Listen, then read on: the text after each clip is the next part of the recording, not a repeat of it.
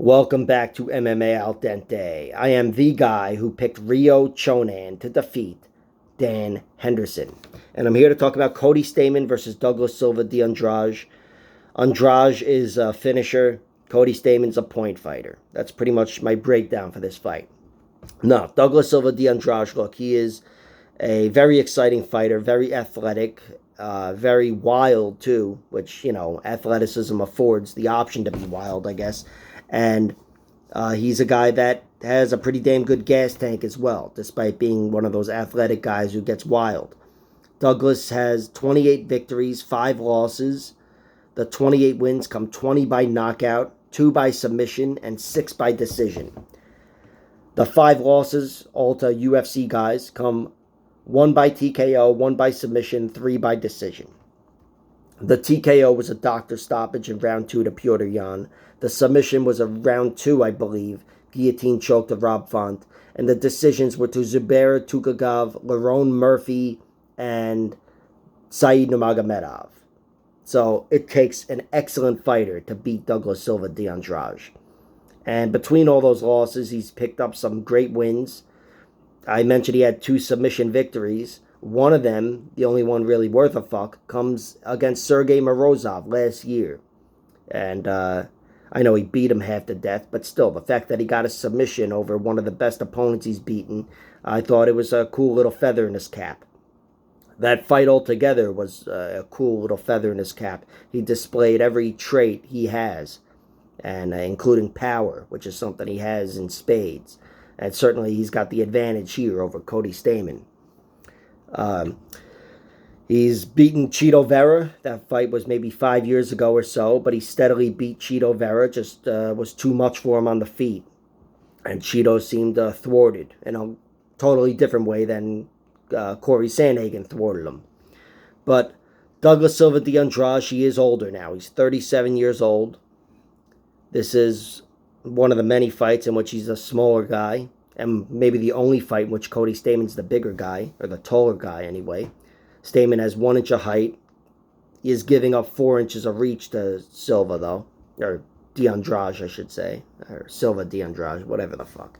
Anyway, Douglas Silva de Andrade is athletic, explosive. I do think, even though he's the shorter man, especially knowing he's got the reach, he can make some shit work for him on the feet.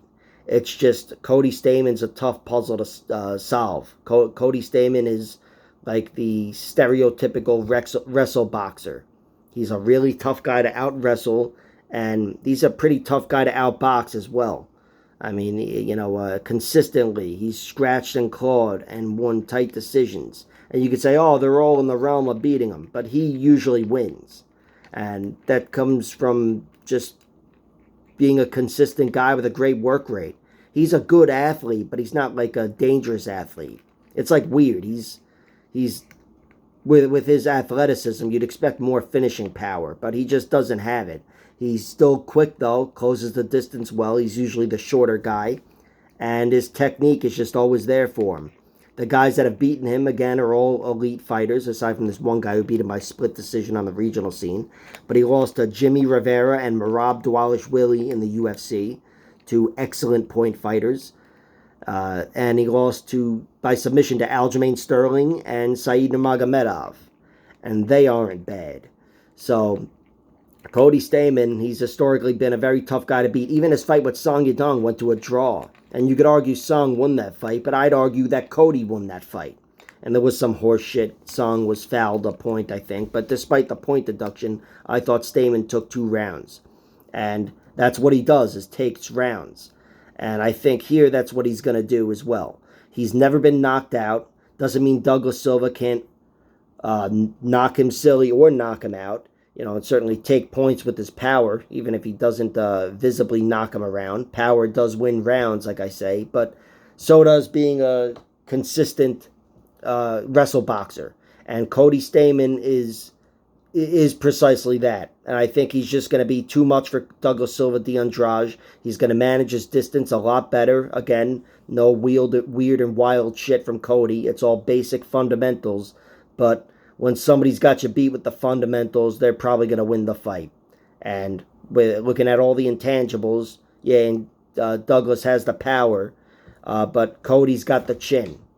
You know, he's got the chin, never been put away. And I'm expecting him to make it the distance here, not get hurt too badly, and generally win the point battle. So, Cody Stamann by decision is the pick.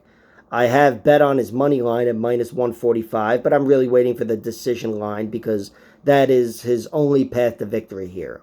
Of course, unless Douglas has a weak chin at 37 years old. But he's never been knocked out either. And with Cody Stamann's very weak power, I don't think that's a path to victory. In fact, there might be some sprinkles worth playing for Douglas Silva de Andrade because he is a much more potent finisher. You know, it's just whatever. Stamann by decision is the pick. Like, share, subscribe, all that horseshit. Check out my other videos.